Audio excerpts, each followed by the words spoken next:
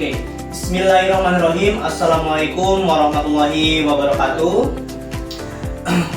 Halo semuanya, selamat datang di podcast edukasi yang membahas berbagai topik menarik terkait dunia pendidikan. Saya Muhammad Chandra Ramdhani yang akan menjadi host di episode kali ini. Pada kesempatan kali ini kita akan membahas tema yang sangat relevan dengan perkembangan pendidikan saat ini, yaitu media dan sumber pembelajaran fisik dan digital. Untuk membantu kita memahami topik ini lebih dalam, telah hadir narasumber kita yaitu Cahya Iman. Halo Kak Cahya Iman, apa kabar? Alhamdulillah ya, saya baik. Terima kasih ya, suatu kehormatan saya diundang dan kemudian menjadi narasumber gitu ya dalam podcast edukasi hari ini. Oke, sama-sama Kak Cahya. Senang sekali bisa berdiskusi bersama Kak Cahya. Sebelum masuk ke pembahasan utama, boleh diperkenalkan terlebih dahulu kepada saya. Silakan. Ya, baik, tentu. Perkenalkan ya, nama saya Cahya Iman Firmansyah. Sekarang saya menempuh pendidikan S1 gitu ya, sekarang semester 4. Ya. Saya mengambil jurusan PGMI gitu. Ya. Nah, saya memiliki ketertarikan pada bidang pendidikan. Oh iya. Khususnya mengenai penggunaan media dan teknologi dalam proses pembelajaran gitu. Nah, saya sangat senang sekali gitu mempelajari itu bagaimana media pembelajaran itu dapat membantu peserta didik memahami materi dengan lebih mudah dan juga menarik tentunya. Sekarang saya suka lihat ya video YouTube Short gitu. Iya. Nah, dimana saya suka melihat konten-konten yang membuat media pembelajaran gitu. Iya. Salah satunya media pembelajaran yang fisik gitu. Iya. Sangat menarik ya. Baik, langsung saja kita masuk ke topik utama kita. Yang pertama itu ada pengertian media dan sumber pembelajaran. Nah, Kak Cahya, mungkin masih banyak ya yang pendengar atau audiens yang belum paham atau belum jelas secara jelas gitu. Iya. Apa sih sebenarnya yang dimaksud dengan media pembelajaran dan sumber pembelajaran itu?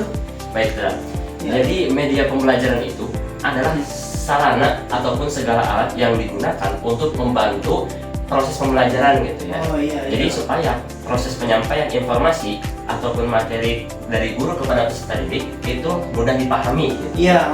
Nah, jadi media ini itu berfungsi untuk mempermudah pemahaman siswa gitu ya.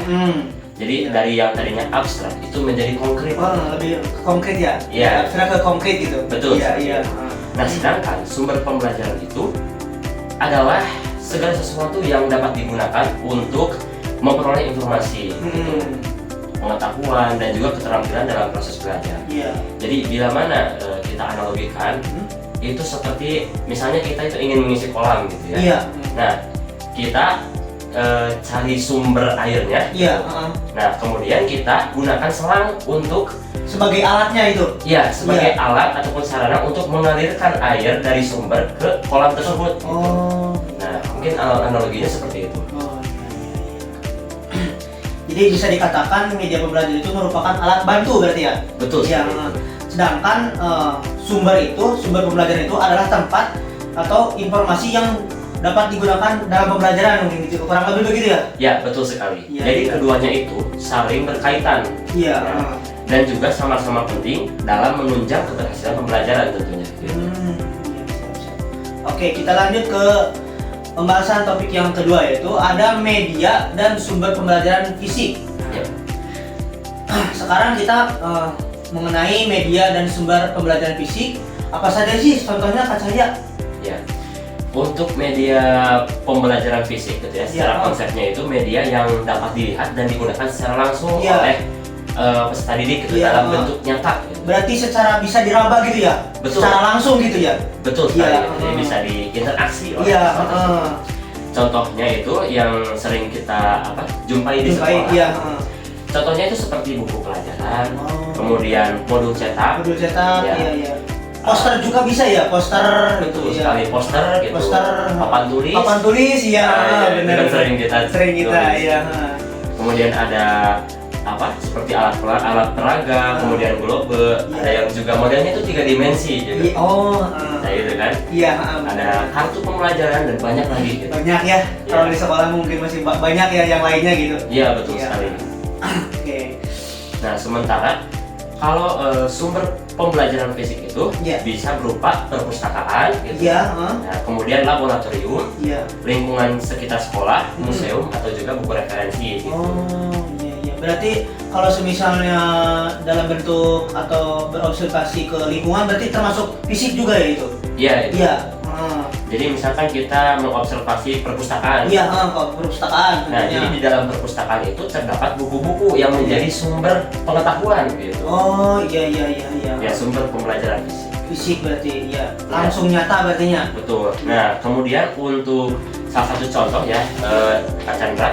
Iya. Di sini saya ada contohnya gitu. Iya. Ini adalah media cetak. Oh iya. Nah, di mana ini itu masih dalam bentuk mentahnya gitu. Iya, masih tahap mentah itu ya. Betul. Belum jadinya gitu ya. Nah, lalu dari kertas ini gitu ya. Ini ada beberapa kolom-kolom tertentu gitu. Iya.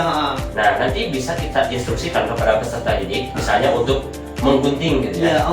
Menggunting dan memotongnya menjadi beberapa bagian. Iya. Nah, lalu kita kasih informasi gitu sesuai dari arahan gitu dari kita ya. Betul gitu. Misalkan kita itu akan membahas tentang tokoh pahlawan.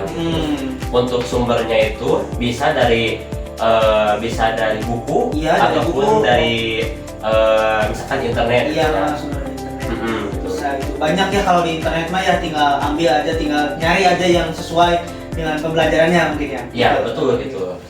Jadi salah satunya dengan media cetak ini, jadi kita bisa membantu melatih jadi kayak kognitifnya dapet, afektifnya dapet, kan psikomotoriknya juga dapet ya. Ya misalkan siswa menggunting itu kan menggunting jadi melatih motorik kasarnya. Iya. Benar. Seperti itu. Ini mentahnya. Kalau ini mah udah jadinya ya.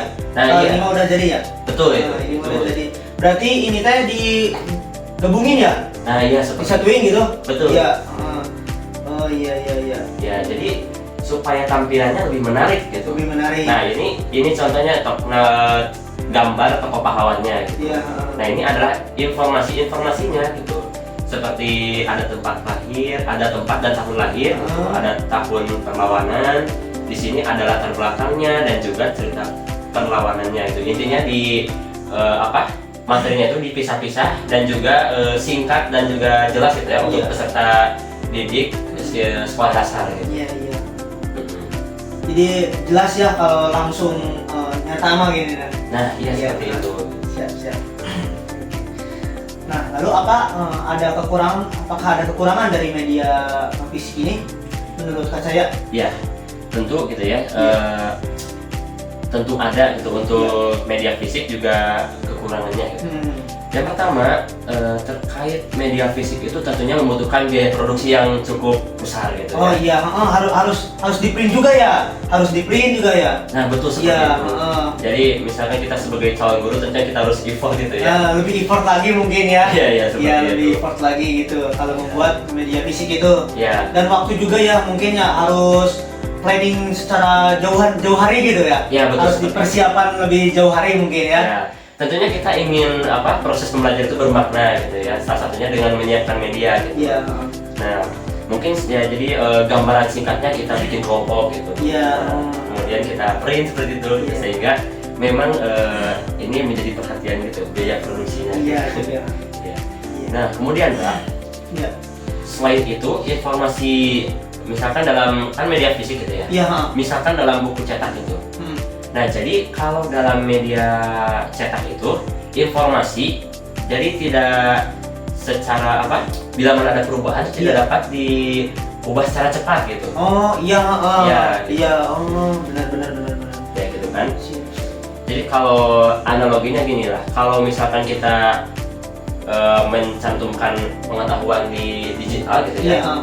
Nah, jadi kan kalau misalkan ada kesalahan atau sedikit kesalahan mungkin ya. Betul, ada kesalahan, kemudian ada pembaharuan materi, kan bisa diedit gitu. Oh iya, jadi bisa dirubah lah ya. Iya, gitu bisa dirubah. Gampang merubahnya gitu. Betul gitu. Kalau media cetak kan susah gitu. Benar. Ya. Itu apabila ada perkembangan terbaru gitu. Mungkin seperti itu. Ya. Oke, kita masuk ke selanjutnya, yaitu ada media sumber pembelajaran digital. Nah, oke. Sekarang kan kita beralih ya ke media dan sumber pembelajaran digital. Nah, apa yang dimaksud dengan media pembelajaran digital? Baiklah. Media pembelajaran digital itu Iya, adalah media yang memanfaatkan teknologi elektronik Iya, gitu ya, dan juga internet Iya. dalam proses pembelajaran. Iya. Gitu. Contohnya itu adalah ada video pembelajaran, Iya. gitu. Kemudian ada e-book gitu ya, E-book, ataupun buku elektronik. Gitu. buku elektronik. Misalnya kita suka mengakses PDF gitu. Oh iya, file-file gitu ya. Nah, betul seperti itu. File. Kemudian ada aplikasi belajar gitu, Iya. seperti ada ada Quizizz, ada Kahoot gitu, yang kita sering temui. Ya. Kemudian ada juga website pendidikan yang bisa kita akses gitu ya, untuk memperoleh pengetahuan. Iya. Kemudian hingga hingga kelas daring itu bila mana itu diperlukan. Iya. Gitu. Nah, sedangkan sumber pembelajaran digital itu ya dapat berupa perpustakaan digital. Oh iya, berarti itu yang kalau perpustakaan digital itu terkadang ada yang tinggal scan aja ya, gitu ya. Nanti banyak buku-buku gitu di websitenya gitu, langsung masuk website mungkin ke situ ya. Nah, betul sekali seperti itu. Gitu. Oh iya iya. Ya itu. Jadi kita tinggal scan itu. Tinggal scan saja gitu, jadi simple ya ini Pak. Iya. Jadi nggak nyari satu-satu itu masuk ke perpustakaan mungkin ya. Ya betul Iya, itu. iya. Memang itu salah satu kemudahan gitu ya yang dapat dirasakan gitu. Jadi kita hanya scan dan juga setelah kita mengaksesnya ada banyak kali buku-buku gitu, betul tidak? Betul. Iya. Iya. Kemudian ada juga video edukasi. Edukasi ya. Ada platform pembelajaran daring. Iya. Nah, gitu. Dan juga berbagai sumber informasi yang ada di internet. Gitu. Jadi lebih luas ya jangkauannya gitu, lebih mudah gitu. Ya. Digital itu ya. Tepat sekali. Gitu. Nah, mengapa media digital itu semakin banyak digunakan saat ini? Ya, karena begini, Dra. Jadi media digital itu menawarkan kemudahan akses gitu ya. Tadi ya. Ya, jadi informasi itu dapat diakses kapan saja dan di mana saja. Gitu. Jadi selain itu materi juga dapat dapat disajikan secara lebih menarik gitu. Melalui gambar gitu, kemudian animasi, audio maupun video sehingga itu mampu meningkatkan minat belajar siswa gitu. Jadi misalkan kita sering menemui istilahnya di pendidikan gitu. Iya. Jadi misalkan kita itu dalam mengajar ya, kita perlu memenuhi gaya belajar siswa yang varian gitu. Varian ya. Kan ada 3 gaya tuh ya. Ada Betul. 3 gaya belajar itu. Ya, ada yang visual, Visual, ada yang auditory, auditory, dan ada juga kinestetik. kinestetik. Betul. Nah, melalui media digital, Iya. ya, nah tentu ketiga-tiganya juga dapat terpenuhi gitu dengan kita menggunakan media digital. Kita bisa menampilkan video, kemudian musik, dan juga ada misalnya kita menggunakan PowerPoint. Ya, PowerPoint yang interaktif gitu. Jadi, benar-benar. ya, jadi setidaknya siswa itu misalkan dapat kayak menekan-nekan gitu, walaupun nanti kita juga yang mengklik-kliknya gitu. Gitu. Bahkan kalau zaman sekarang justru lebih modern lagi gitu, karena ada TV digital gitu yang disediakan oleh pemerintahan. Iya, benar. TV digital. Oke. Itu sangat interaktif sekali gitu bagi siswa, dapat menyentuh langsung gitu. Sangat membantu mungkin ya itu di TV digital gitu. Ya seperti itu. Oke, kita lanjut ke topik yang selanjutnya. Ya. Yaitu ada perbandingan antara media fisik dan digital. Oke. Kalau dibandingkan, apakah media digital lebih baik daripada fisik menurut saya? Ya, menurut saya itu tidak bisa dikatakan lebih baik secara mutlaknya. Iya. Karena keduanya itu memiliki kelebihan dan juga kekurangan masing-masing. Iya. Nah, media fisik itu unggul dalam memberikan pengalaman belajar yang lebih nyata. Iya. Dan juga membantu konsentrasi siswa. Jadi kalau media fisik itu seperti yang Indra katakan, jadi bisa diraba ataupun diinteraksi secara langsung. Dan tentunya meningkatkan konsentrasi gitu. Tidak banyak terdistraksi seperti yang digital. Iya. Nah, sedangkan media digital itu unggul dalam fleksibilitasnya. Iya. Gitu.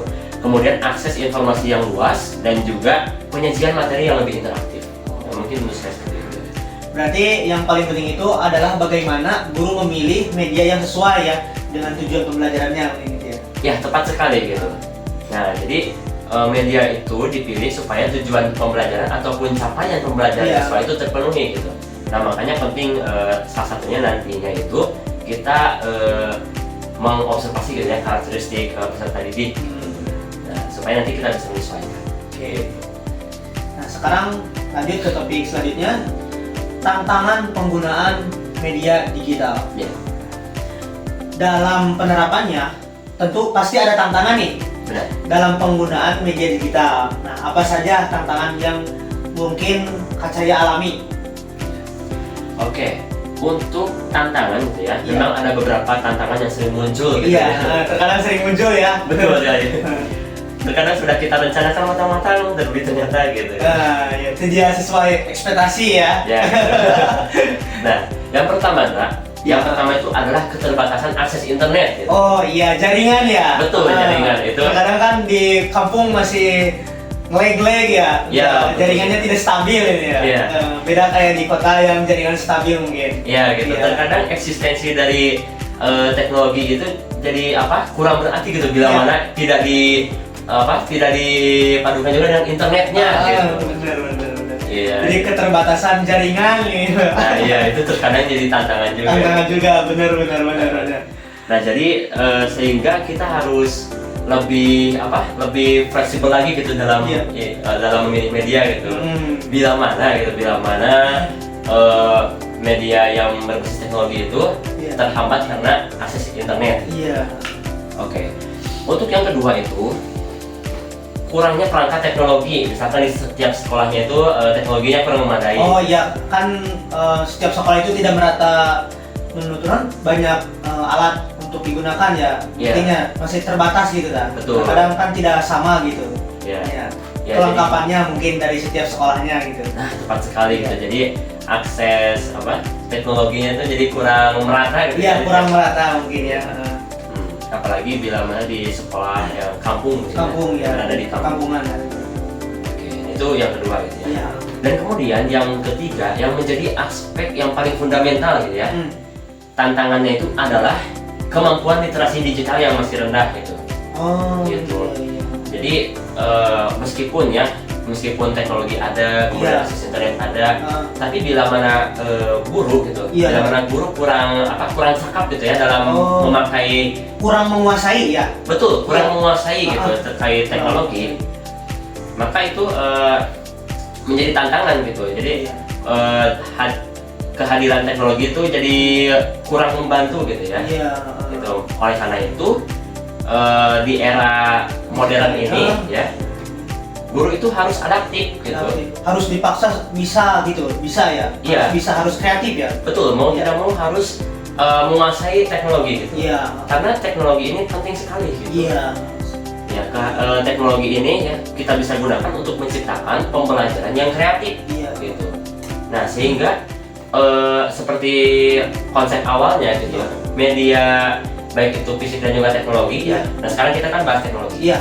Jadi supaya siswa itu paham materi yang kita sampaikan, misalnya yang tadinya abstrak itu jadi konkret. Ya. Kemudian yang menghadirkan pembelajaran itu ya kayak pengalaman nyata gitu bagi peserta didik. Gitu. Ya, nah, maka itu penting sekali ya bagi guru ya, terutama calon guru gitu, supaya kemampuan literasi digitalnya itu bisa ditingkatkan. Lagi ya. Begitu ya. Nah, sekarang bagaimana solusi untuk mengatasi hal tersebut? Ya, tentunya perlu adanya kerjasama gitu ya, antara guru, orang tua, sekolah dan juga pemerintahan gitu. Dan di sini guru gitu ya. Nah, guru juga perlu meningkatkan kompetensi digital agar mampu memanfaatkan teknologi secara efektif gitu. Nah, efektif itu ialah di mana supaya pembelajaran itu dapat mencapai tujuan ataupun capaian pembelajarannya.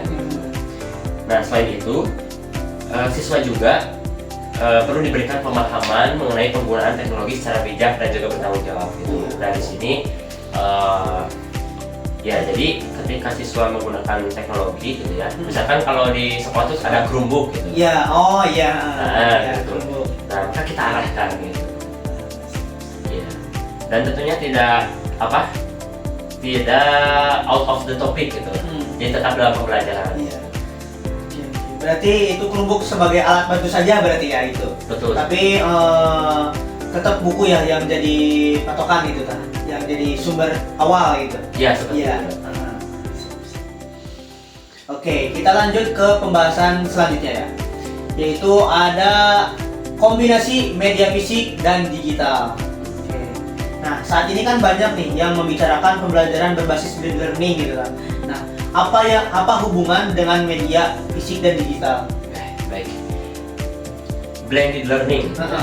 Nah, blended learning itu adalah pendekatan yang menggabungkan pembelajaran tatap muka dengan pembelajaran berbasis teknologi digital gitu. Jadi kalau dalam model ini, guru itu dapat memanfaatkan buku dan juga diskusi langsung gitu ya, sebagai media fisik. Kemudian jadi secara singkatnya itu pembelajaran yang menggabungkan media fisik dan juga media elektronik gitu. Jadi lebih ke kombinasi ya? Benar, jadi kombinasi. Kita sudah mengetahui kelebihan dan juga kekurangan dari masing-masing media gitu. Nah, oleh karena itu blended learning itu hadir supaya menciptakan pembelajaran yang berkualitas gitu. Jadi menutupi dari berbagai kekurangan-kekurangan antara fisik dan digital mungkin ya? Benar, seperti itu. Misalkan begini, misalkan studi kasusnya itu di era teknologi itu kan jadi seolah-olah ada asumsi bahwa kita itu harus tetap membaca buku gitu ya. Nah gitu, siswa itu harus tetap bisa membaca buku. Nah, oleh karena itu ada blended learning gitu. Jadi pembelajaran kita itu gitu ya, misalkan ada nih membaca bukunya gitu. Nah, lalu setelah itu setelah kita membaca buku, kita hadirkan pembelajaran dengan seperti video pembelajaran gitu. Kemudian quiz online dari apa yang tadi kita baca itu, maksudnya siswa gitu ya. Nah, kita latih dengan quiz online gitu. Iya gitu, ataupun platform digital.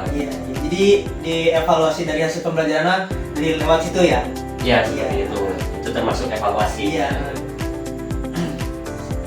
Berarti seperti penggunaan media digital seperti Kahoot mungkin ya? Betul. Kahoot ya, masih banyak lainnya mungkin ya? Iya, Kahoot itu. Jadi siswa bisa mendapatkan manfaat dari kedua jenis media tersebut mungkin ya? Betul sekali, outcome-nya itu bermanfaat sekali. Jadi dengan kombinasi yang tepat gitu ya, jadi proses pembelajaran itu menjadi lebih menarik gitu ya. Lebih menarik dan yang paling utama itu adalah efektif. Jadi mungkin tidak membosankan ya, tidak membosankan ya.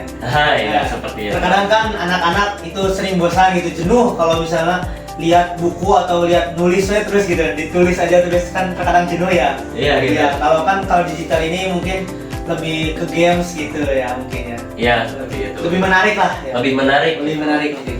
Karena Dra gitu ada beberapa pendapat yang mana fokus siswa itu hanya terbatas pada 15 menit awal gitu. Karena itu ya kita gunakan media gitu, satunya media fisik dan juga elektronik gitu. Dan juga outcome-nya itu ataupun manfaatnya itu mampu memenuhi kebutuhan belajar siswa yang beragam gitu, seperti yang tadi kita bahas sebelumnya. Gitu. Oke, kita next lanjut ke pembahasan selanjutnya. Yaitu ada peran guru dalam pemanfaatan media pembelajaran. Menurut Kak Cahya, seberapa penting sih peran guru di sini dalam penggunaan media pembelajaran itu? Ya, di sini peran guru itu tentunya sangat penting sekali. Jadi media itu hanyalah alat bantu gitu. Nah, sementara keberhasilan pembelajaran itu sendiri itu bergantung pada bagaimana guru itu merancang, kemudian memilih dan juga menggunakan media yang tepat gitu. Gitu. Jadi kita dimulai dari mengobservasi gitu ya, mengobservasi karakteristik peserta didik. Kemudian kita merancang, kemudian menyiapkan media-medianya gitu. Dan juga ya ketika penerapannya nanti kita ciptakan suasana pembelajaran yang menyenangkan. Ya. Jadi guru itu harus kreatif dalam mengembangkan media pembelajaran agar materi itu dapat dicerna ataupun dipahami dengan baik oleh siswa gitu. Nah, jadi di sini guru walaupun istilahnya itu sebagai fasilitator gitu ya. Nah, akan tetapi perannya itu sangat fundamental gitu, sangat penting gitu. Jadi meskipun adanya media-media gitu ya, tapi bila mana gurunya itu misalkan kurang dalam menyampaikannya, penyampaian pembelajaran kepada siswanya gitu. Betul gitu. Nah maka pentingnya gitu ya, peran guru di situ ya. Pentingnya peran guru di situ gitu. Ya jadi dengan adanya media yang media baik itu fisik dan digital gitu, jadi sebagai inovasi gitu dalam menciptakan pembelajaran yang menarik gitu. Karena saat ini tidak relevan gitu saat ini bila mana guru menyampaikan materi kepada peserta didik dengan tekstual gitu. Misalkan gurunya itu hanya membaca buku dan siswa mendengarkan secara pasif. Sehingga kalau seperti itu, apa bedanya gitu? Kita sebagai guru itu jadi kayak seperti alat gitu. Iya. Gitu. Betul. Iya gitu. Iya. Jadi mungkin sangat pentingnya peran guru di dalam media pembelajaran itu ya. Benar. Iya. Di sini peran guru yang kompeten gitu, dan juga medianya. Iya. Sangat menunjang pembelajaran gitu. Berarti teknologi secanggih apapun tidak akan maksimal ya tanpa peran guru dalam media pembelajaran itu. Ya, tepat sekali Kak. Teknologi itu tidak menggantikan guru. Ya, peran gurunya ya. Peran guru ya. Akan tetapi membantu guru dalam menciptakan pembelajaran yang menarik. Ya, seperti itu. Sangat penting ya dalam peran guru itu. Iya. Mungkin kalau misalnya guru menyampaikan, apakah siswanya, peserta didiknya paham belum gitu ya? Ya benar. Disitulah peran guru harus bertindak ya. Ya. Jadi jangan menyenakan atau bodo amat lah gitu, jangan gitu ya mungkin ya. Nah benar itu peran guru ya di situ harus ya. Eksistensinya gitu. Iya. Ya karena fokusnya itu harus dirubah gitu. Iya. Jangan hanya karena guru itu telah menyampaikan materi gitu. Selesai aja lah. Akan tetapi di sini yang menjadi perhatiannya adalah siswa paham atau tidak. Nah, itu betul. Nah, sebetulnya esensi dari capaian pembelajaran itu siswa paham atau tidak gitu. Itu menurut apa guru sampaikan itu ya. Iya gitu. Nah, karena setelah kita menganalisis apakah siswa itu semuanya paham atau belum gitu. Nah, maka kita masuk ke evaluasi pembelajaran gitu. Iya, Nah, lebih ke evaluasi pembelajaran. Iya gitu. Oh misalkan siswa itu ada yang kurang paham gitu. Nah, maka bisa kita evaluasi dimulai dari cara kita mengajar. Kemudian ini ke medianya gitu. Medianya. Apa sih yang jadi hambatannya gitu ya? Apa ya kekurangannya gitu ya? Nah betul sekali gitu. Dengan evaluasi pembelajaran tentu kita dapat meningkatkan pembelajaran nanti yang mendatang gitu. Iya, berarti lebih karena refleksi diri seorang gurunya gitu. Ya tepat sekali gitu. Nah itu salah satu poin yang penting juga gitu ya. Dimana siswa itu harus paham akan materi yang disampaikan. Jadi lebih ke pembelajaran yang bermakna mungkin ya. Benar. Jadi setiap pembelajaran itu harus dikaitkan dari ke kehidupan nyatanya gitu. Jadi supaya apa yang kita sampaikan itu paham gitu tah. Betul. Iya. Dari pengalaman nyata dan juga kehidupan sehari-hari peserta didik. Itu. Mungkin akan lebih cepat paham mungkin ya. Kalau misalnya kita mengarahkan ke situ mungkin. Iya betul sekali. Iya. Wah, mungkin kita hari ini sangat menarik ya dan menambahkan wawasan dari diskusi ini. Kita memahami ya bahwa media dan sumber pembelajaran terbagi menjadi media fisik dan digital. Jadi kedua masing-masing itu memiliki kelebihan dan kekurangan. Betul. Tetapi kita sebagai calon guru itu tuh harus bisa mengkombinasikan keduanya dan menciptakan proses pembelajaran yang lebih efektif. Dan lebih menarik lagi ya. Iya, benar sekali. Sesuai kebutuhan peserta didik di era modern ini. Betul. Terima kasih banyak kepada Kak Cahya. Baik, terima kasih kembali. Semoga pembahasan ini tentunya bermanfaat bagi audiens. Amin. Dan juga dapat menjadi inspirasi dalam memanfaatkan media pembelajaran secara optimal pastinya. Oke. Mungkin kita bisa belajar ya dari pengalaman Kak Cahya yang tadi Kak Cahya telah sampaikan ya pada podcast kali ini. Mungkin sekian, terima kasih. Wassalamualaikum warahmatullahi wabarakatuh. Tetap semangat, terus berkarya. Sampai jumpa.